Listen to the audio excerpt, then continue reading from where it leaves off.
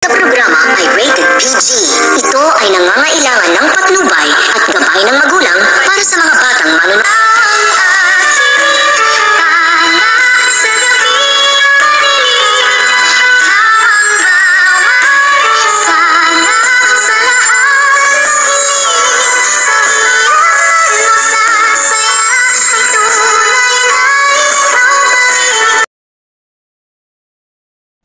Hello everyone, magandang araw po sa lahat ng taga-subaybay ng Abot Kamay na Pangarap. Nagawa nga nitong si Giselle na paalisin nga doon sa bar na yon habang kumakain doon itong sila Moira at itong kanyang kasamang kaibigan na si Nerissa.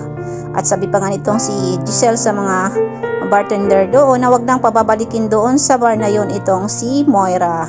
At binigyan nga ng 10,000 nitong si Giselle ang mga bartender doon at ang mga stop doon nga sa bar na yon. At habang itong si Moira at si Nerissa ay lumabas ay nag-order nga itong si Giselle ng kanyang maiinom.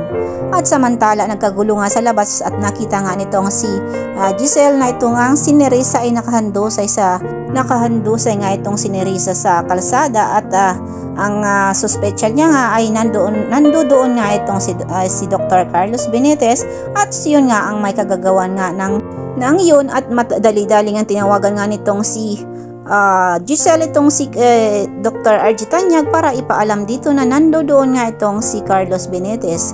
At samantala ito nga si Moira ay nakatakas nga at nakapagtago nga ito at tinawagan niya nga itong si Zoe at takot na takot nga siya at sabi niya pa nga ay sunduin siya at tulungan siya nitong si Zoe doon sa bar na yun dahil nga daw ay natatakot nga itong si Moira na papatayin siya nitong si Carlos Benitez dahil nga sabi nga nitong si Carlos Benitez ay si Moira daw ay nasira lamang ang kanyang araw pero daw itong si Dr. Carlos Benitez ay buong buhay niya daw ay sinira nitong si Moira at balak ngang patayin nga nitong si Dr. Carlos Benitez itong si Moira ngunit na ipagtanggol lamang siya nitong si Nerissa at itong si Nerissa naman ang napuruhan nga nitong si Dr. Carlos Benitez at nakatakas nga itong si Moira at nakapagtago.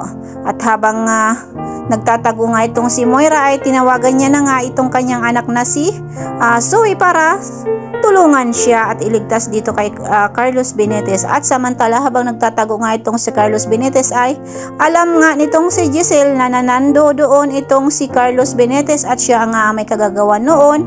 At sabi pa nga nitong si Giselle na tinatawag niya nga itong si Carlos Benitez kung nandoon siya ay magpakita siya dito kay Giselle dahil nga ay gusto niyang malaman kung ano ba talaga ang katotohanan at nakalaya nga itong si Moira. At sabi pa nga nitong si Giselle na kung magpapakita sa kanya mag-uusap sila nitong si Dr. Carlos Benitez ay maaari ngang tulungan nitong si Giselle itong si Carlos Benitez para mapawalang sala nga sa kakadawit nga at bibintang nga nitong si Moira na siya nga ang mastermind ng pagpatay nga dito kay Don Pepe.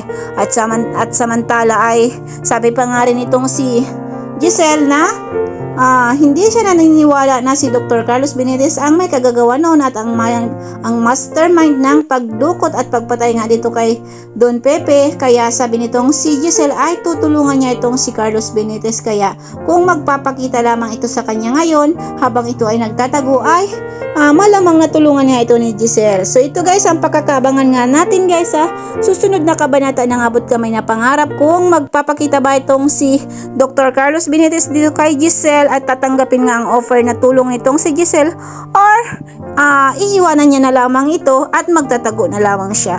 So maraming salamat po sa panonood ng aking mga video. Maraming salamat po sa like and subscribe sa mga silent viewer po. Thank you so much po.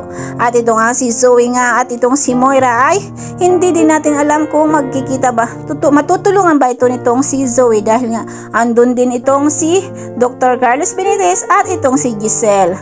Maraming salamat po at ingat po tayong lahat. Bye bye, God bless us all po.